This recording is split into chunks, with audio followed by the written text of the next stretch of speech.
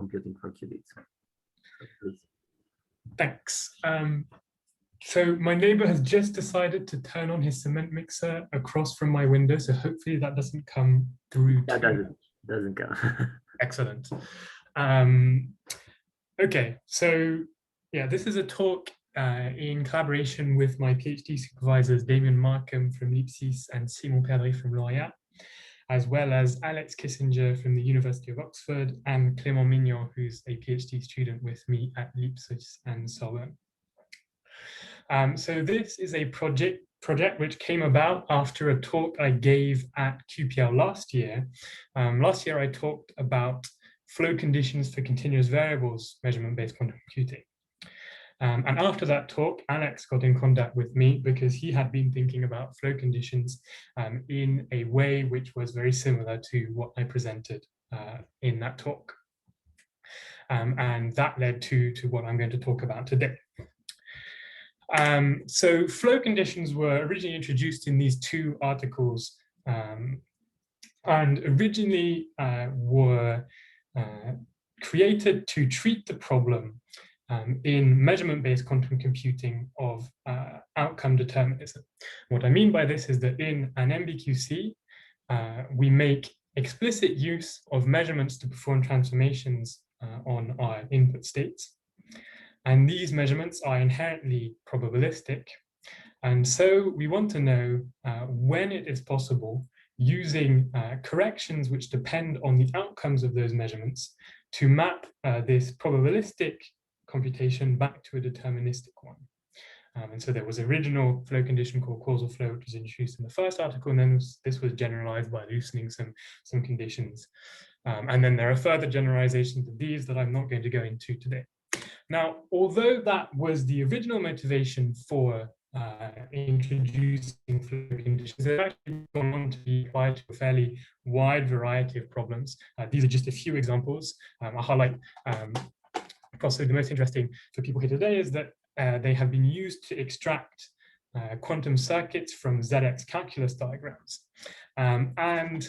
Just a bit of self-publicity, this is the article corresponding to the talk I gave last year at QPL, which is concerned with the convergence of continuous variable MBQC when finite squeezing resources are considered. So diving straight into the subject, the state space for a qudit we take to be a d-dimensional Hilbert space with a corresponding basis of size d. But we impose in this talk that d should be a prime number. And the key implication of this is that that makes ZD into a field. And this is where the name F-flow comes from. Now, most of our results hold for any finite field, but I'm only going to talk about the prime case here because it's just easier to present. Moving on, the gates that we use for quantum computing with qudits with unitary transformations are as follows. We have the Pauli Z gate, which acts as multiplication by a dth root of unity weighted by the label of the basis vector. And then the X gate, which acts as translation in that basis. These are sometimes also called the clock and shift operators. From these two operators, we then get a generic Pauli as any weighted product of these two operators where the exponents are taken from our field. These Pauli operators are further linked by the Hadamard gate or the discrete Fourier transform as follows. And as our two qudit operation, we take a control phase or CZ gate for qudits, which is also a diagonal multiplication by a dth root of unity weighted by the corresponding labels of the two basis elements. Now, a key difference with the qubit case is that these gates are not self-inverse. Rather, they verify these relations, where I use one to be the identity on the corresponding Hilbert space. And this is going to come up in a couple of further slides. Now, the core inspiration for MBQC are gate teleportation protocols. Now, this is probably the most famous gate teleportation protocol, and the idea is that if I have some input psi here, and I want to perform some unitary operation U on this input psi, I can entangle psi with an auxiliary system here, which is the generalization of the plus state to qudits. And then performing a measurement in a basis corresponding to the unitary U and a corresponding correction that depends on the outcome of that measurement, I can implement this unitary up to some Hadamard gate, which I can get rid of later if I need to. Now, this isn't the only gate teleportation protocol. This is essentially a gadget for the unitary U, where this is a slightly different protocol. We measure the auxiliary qudit in this setup and perform a slightly different correction. But we still manage to implement a unitary at the end. And so in any framework where we want to consider all of these possibilities, we need to be able to include all of these possible setups. And the first thing that we need to look at to do this is that we need to consider what kinds of measurements are going to be correctable for in a measurement procedure. Because although I haven't said it, in both of these circuits, the unitary U needs to verify further conditions for the circuits to work. And furthermore, these conditions are different for each of these two circuits. Now, a further problem for the qudit settings is that the Pauli are no longer self-adjoint operators. And furthermore, the Ross sphere doesn't have a particularly nice geometry in the qudit case. So it turns out that the correct definition is the following. We define for a fixed Pauli Q, the measurement space associated to Q, to be the set of fixed point unitaries M, which omega commute with Q. And this definition has two important consequences. The first is that if M is a measurement in the measurement space of Q, then M has D eigenvalues, and Q translates through these eigenvalues, the eigenvectors associated to these eigenvalues. And what this means is that we can interpret the PVM corresponding to the eigenbasis of M as a measurement, and Q is going to allow us to correct for obtaining the wrong measurement outcome. Now we impose that M should have a fixed point, i.e. an eigenvector with eigenvalue 1, because we need to know, we have to define which is the desired outcome for our measurement. Now, the second important consequence of this is that if M and N are two different measurements in the same measurement space, then they are related by a special unitary rotation around the axis that corresponds to Q. And this special unitary rotation can be parameterized as a result by D-1 measurement angles, which are going to allow us to define measurements with respect to an arbitrary choice of axis in each measurement space. Okay, so at this point, we are ready to move on and describe a syntax for MBQCs in the qudit set. So we define a measurement pattern on a set V of qudits as an index sequence of commands taken from the following. We have an initialization command, which initializes a qudit U in our auxiliary state. Any qudit which is not in V, which is not initialized, is taken to be an input to the computation. We have a command which allows us to apply our entangling operation on two qudits. We have a measurement command, which describes a measurement of the qudit U in a specific measurement space where the Pauli is parameterized by the weights of X and Z and with the corresponding angles theta. And we have Pauli corrections which depend linearly on the outcome of a single measurement. Okay. Now, back in about 15 years ago, Vincent Danos, Elham Shefi, and Prakash Kanagaran showed that under some mild assumptions, any measurement pattern can be rewritten in the following shape, where we have firstly a sequence, a set of initialization commands, followed by a set of entangling operations, where the individual operations are weighted in the edges of a graph over V, and this graph is a ZD weighted graph. And then we have a ordered sequence of measurements followed by the corresponding corrections to that measurements, where here these X's and Z's act on multiple qubits. And so given this structure, we can associate to a measurement pattern a kind of graph, which we call an open graph, which is a small generalization of the usual graph states that we see around, where the edges of the graph state correspond to the entangling operations and are correspondingly weighted with the exponent of the entangling operation between those two subsystems. And then we have a notation for identifying which nodes are inputs or initialized and which nodes are outputs of the computation, which I won't bother explaining. It's not that important. Now, finally, before we can really get into the flow condition, we need to say what we mean by outcome determinism. Because as I said before, a measurement pattern is said to be deterministic if the output doesn't depend on the outcomes of the measurements. But it turns out that this isn't strong enough a determinism property. In particular, there are deterministic MBQCs that do not implement isometries. And so to get around this, we introduce strong determinism. And strong determinism is a sufficient condition for the MBQC to implement an isometry.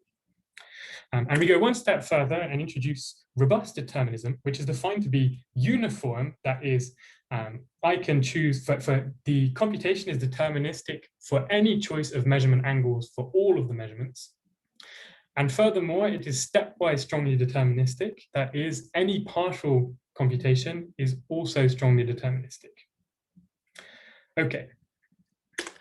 Now, moving on to flow conditions. Now, the first thing that we need to consider for obtaining this correction procedure for determinism is what is the effect of a measurement on my graph. And here, if we measure the blue node in some measurement M in the measurement space of the Pauli Q and obtain outcome M, as we said previously, this is the same as the destructive measurement where I obtained outcome 0, but with a exponentiated Q operator, which acts before the measurement is made. Now, if I can get rid of this Q, then I've managed to obtain the determinism that I wanted. But the problem, as I've said, is that I've already measured this system, and therefore I no longer have access to it to operate on. So as a result, we use stabilizers to get around this problem. So our qudit open graphs have stabilizers, which I'm sure are very familiar to you. If I act with an X operator on a prepared and initialized state and a Z operator on every one of its neighbors, then this is a stabilizer for the graph state. Now, as written, this is not particularly useful until I start to do partial stabilizers. And if I omit some Z operator from the stabilizer, then I can simplify by the stabilizer. And as you can see, I've managed to implement a correction on my measured node before the measurement is made. Now, a further ingredient to our correction procedure is that these corrections are linear with respect to the edge weights of the graph. So if I do 2 partial stabilizers on neighboring nodes to the measured node, then the corresponding correction is going to be linear here with respect to the edge weights along which the correction propagates. Then finally, there are versions of these correctors where instead of omitting the Z operator, I omit the X operator in my stabilizer, and this allows me to plan X corrections, or by combining the two, any Pauli correction that I want. Now, our flow condition is as follows. We say that the open graph G has an F flow if there is a lower triangular matrix C, such that the product of C times the adjacency matrix of the graph is lower triangular. because this is a simplified version of the flow condition, which has some additional unimportant technicalities here. But the easiest way to understand how this works is by looking at a simple example. So this is the adjacency matrix of some graph, and this is a flow for that graph, G. Now, as you can see, C is lower triangular, and if I do the matrix multiplication, then I'll obtain another matrix which is also lower triangular. But how do I interpret this matrix C as a correction procedure for my MBQC? Well, each of the columns of C corresponds to a node in the graph, a vertex in the graph G. So I interpret the order of the columns of C as my order for measurement. And then each of the rows for C tells me how to do, each of the columns, the corresponding columns, tells me how to do corrections for that measurement. In particular, the lower diagonal, the sub-diagonal elements of C correspond to corrections that I'm going to implement. So here it says, if I measure the node, the top node here, I'm going to need to perform a correction with weight a-1 on this node and a correction with weight b times a-1 on this following neighbor. And then the super diagonal elements are going to be the corresponding back actions of the correction that I've just performed. And this is why I need the matrix to be lower triangular, because I do not want to reintroduce measurement errors into the nodes for which I've already done the correction procedure, right? So finally, the diagonal elements are going to correspond to the corrections that I apply on the node that I've just measured. And therefore, these diagonal elements need to correspond to the measurement spaces that I'm going to do of my that I'm going to do at that node. Now, the C matrix tells me what X corrections I'm going to need to do at a given node.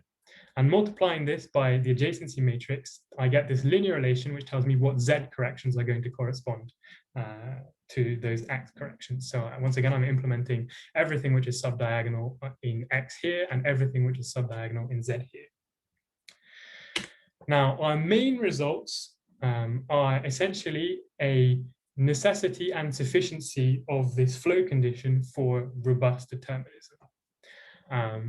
Now, the forward direction is a reasonably straightforward, the sufficiency is a reasonably straightforward generalization of the proof of the qubit case. However, the necessity, the converse proof is substantially more involved than the qubit case. Now, given this,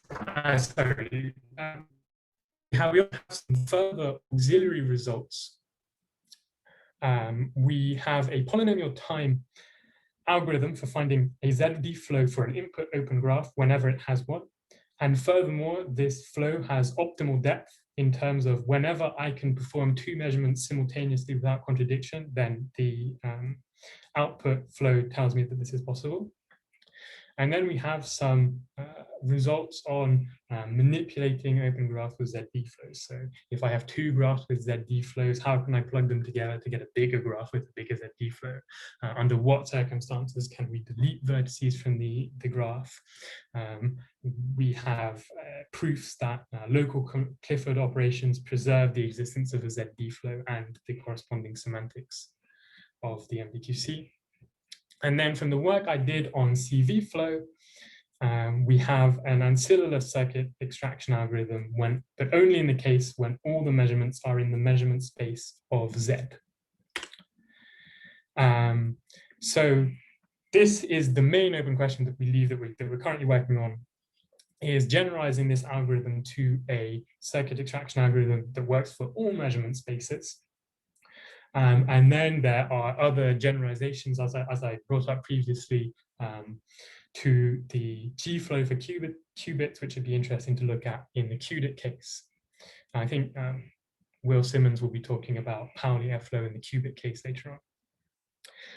And then the stuff that I'm talking about today only works in the case of finite fields, but if we want to look at MBQCs over any qudits of any dimension, then we need to consider the case of rings rather than fields, and this comes with additional complications compared to what we've done so far. So that just about wraps up my talk. Thanks for watching.